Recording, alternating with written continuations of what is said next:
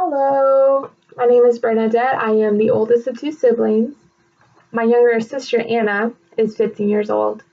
She has been my best friend since the moment she could talk, and we started to relate more.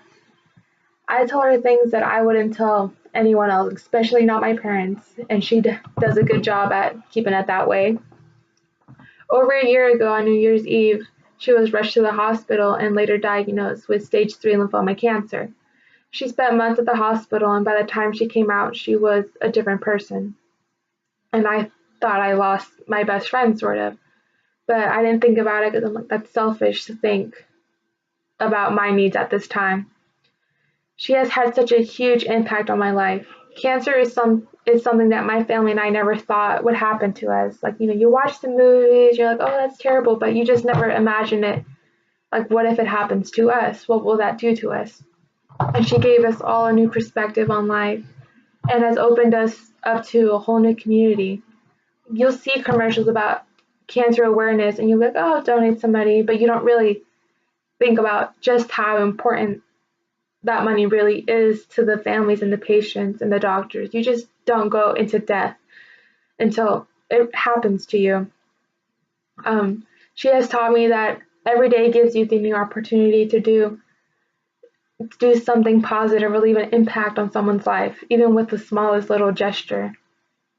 And despite her condition, she is one of the most selfless persons I know.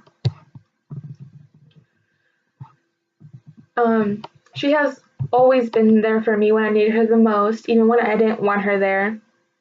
And we have always taken care of each other since it was only us two. There was no one else that we had to worry about.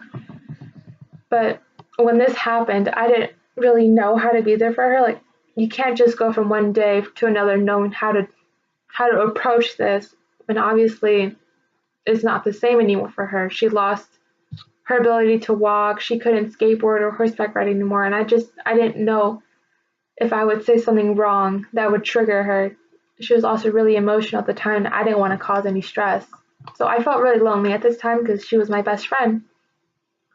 So when she was diagnosed, we were at a New Year's party. She was running, and my mother noticed that she got really, really tired after running just a small little distance. And that had happened the day before with me and her, but I was like, you're just lazy. You never do exercise anyway, so this is normal for you. You're just lazy. So my mom was like, let's just go get you checked out while we're here. And we weren't really enjoying the party, so like, let's just go and kill time and get this over with and, get your medication. It's probably just a cold or something. We went to the urgent care and it was closed, and she was like, let's just go back home and go to bed. And I was like, you know what, we're all out. Let's just go to the hospital. We have time to kill. So we went to the hospital just thinking that was a small cold. And her and my mother were passed to the emergency room. My father and I waited in the waiting area.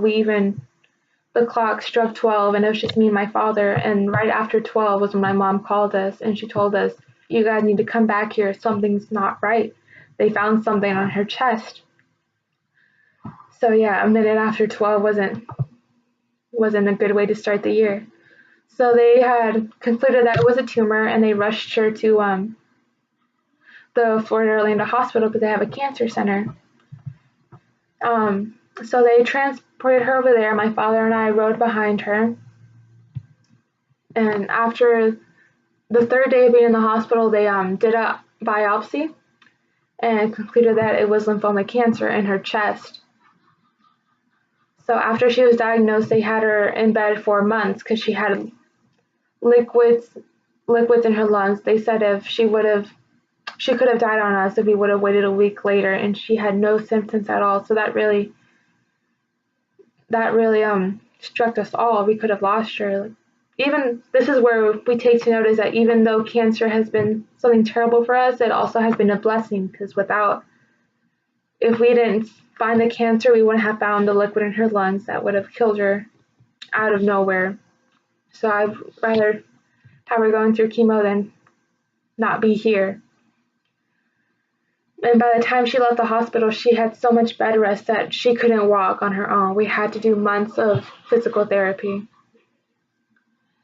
The experience has definitely changed all of us, but it's also helped us value every moment we spent together. and we realize what's truly important is just spending time together and focusing on health and not stressing about the little things. This so when she got out of the hospital, she was you can't just really expect how a person's going to react to this because well you just not everyone goes through it, so you can't really relate. So I was really scared about our relationship. But then by the time it was time for my mother to start working again, she was under my care, and eventually we built up our friendship again. But it's still good and it's great, but it's not the same that it used to be. Um, I would say the biggest challenge she has faced is finding a great schooling option that works for her. She has always been the top A student of the family. She'll stay up till like 12 a.m. if she needs to finish a project, even if it's worth 1% of her grade. Even while she was stuck at the hospital, she was worried about school. She was even taking Florida virtual school classes while doing homebound. Her diagnosis has been a step back in her education and has caused her unwanted stress, but that inspired her to work twice as hard. Right now, she has tried public school, but it's not going so well because she has to miss so much because of all the doctor's appointments, and then she catches everything. So when she catches a cold, she's in the hospital for like a whole week. So right now, we're looking into another option. But despite all this and her stress over school that she's always had since the moment she started school, she's still going forward. And she is one of the most important people in my life, and she has become stronger than ever and has experienced things that no one should ever have to. She's come back from the hospital at times. She'll be like, "You won't believe what I saw today or what they did to me today."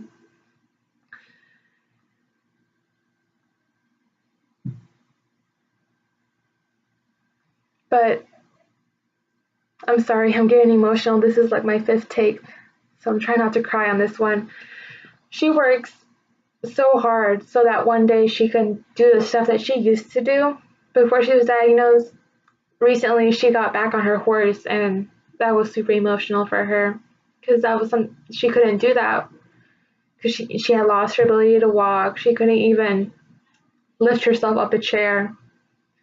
So she has made huge progress now. She runs and walks, though not straight yet, but she's getting there. So I would say that she has had the biggest impact on my life, and I'm so glad to call her my sister, and I am so proud of her.